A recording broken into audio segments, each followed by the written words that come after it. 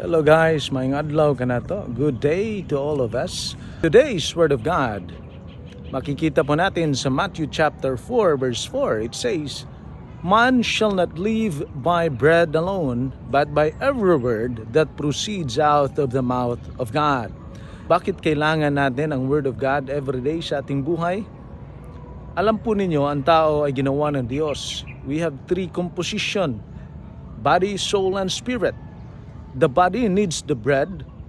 The soul and the spirit, it needs the Word of God.